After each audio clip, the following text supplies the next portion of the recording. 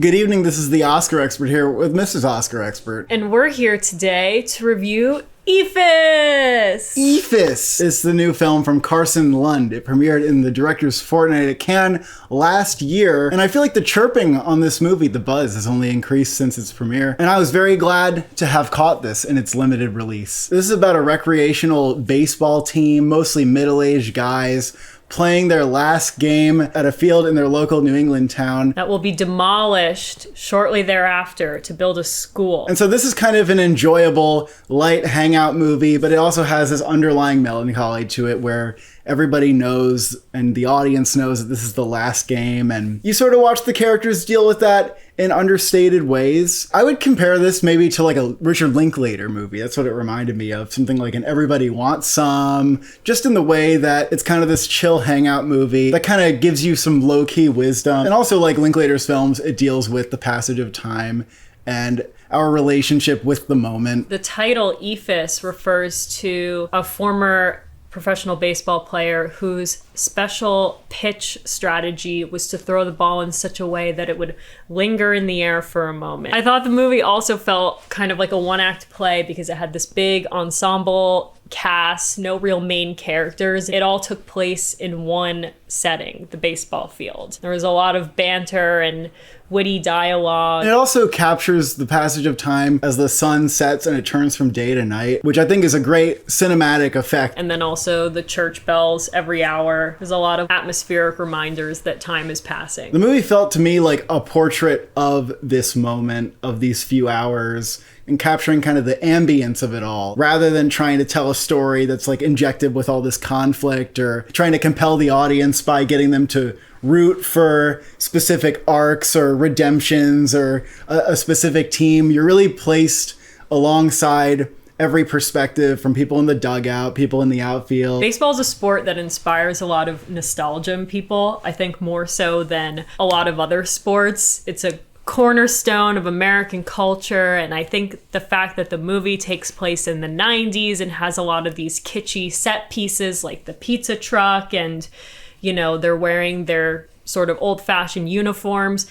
The film is kind of full of nostalgia core, littered with quotes from former professional baseball players and coaches and announcers. It feels like a splash of memorabilia throughout. It also includes a former baseball player, which I had no idea about until we read up on it. The movie does have a bit of a nostalgic sheen, which fits with the idea of like this passing of time and the sadness of not being able to go back to something that once was. To me, it kind of captured this contradiction where what they're involved in, this game, is kind of pointless in many ways. Like, nobody's watching it. Nobody's really all that talented to go anywhere with it.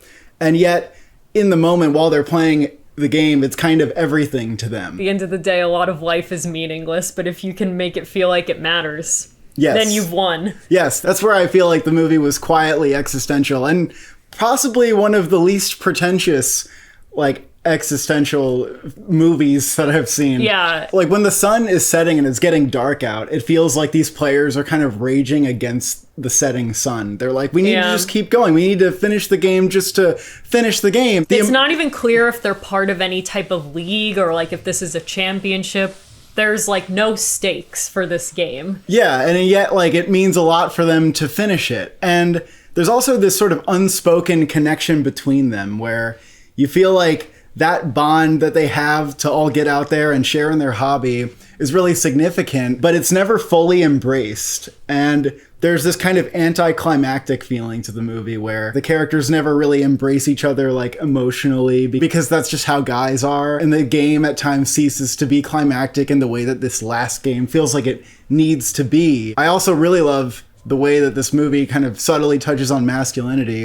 And it's not in like a finger-waggy, toxic masculinity way that you might expect when I say that. I think the movie really celebrates actually these men having this space to come together and just like kind of boy out and get dirty. Yeah. Like, it really does. Their love language is smack talk. Like, yeah. They do it out of affection. There's like quick banter for the entire movie, but that's how they show affection to each other. But also they don't like fully connect with each other in the way that you feel like it's there, but they don't acknowledge it. And that's so men. It's true to male friendship. Men rarely get through to each other the way women do. I mean, as a man, yes. Like, the movie was yes. You said, "Yas, that's me." I felt represented on screen. I think there's a lot to mine here, but at the same time, I don't want to make it sound like the movie is a super heady exercise necessarily. It's breezy. It's and funny. It's nice and funny. It just feels warm to be there on this field with these men. And I thought it was quite moving. Like, I felt genuinely sad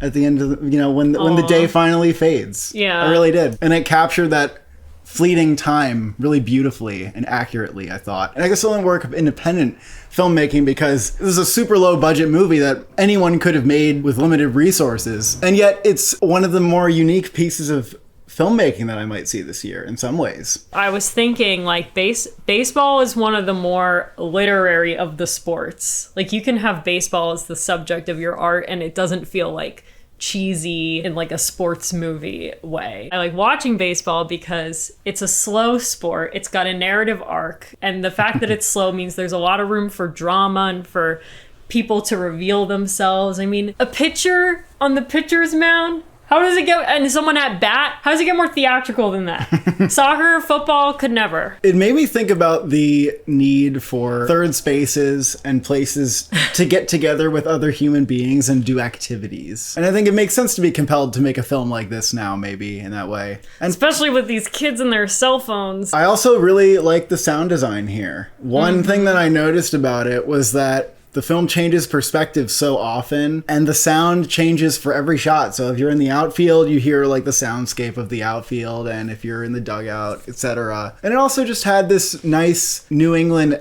ambiance to it. And the percussive score, which was apparently done by the director and another person. Yeah. Done by the director and his brother. It was nice. It had good touches to it. It paired nicely because baseball itself is a percussive sport. Like when a bat hits a ball and when things are caught, like it sounds like a percussion instrument. Throwing the helmet on the ground, maybe? Yeah. What are your final Oscars? Thoughts? I wish. I thought this movie was delightful, very unique, and it really has grown on me a lot just continuing to think about it. I would give it a 9 out of 10. It's a true gem if it's playing in a theater near you. I know it's in limited release.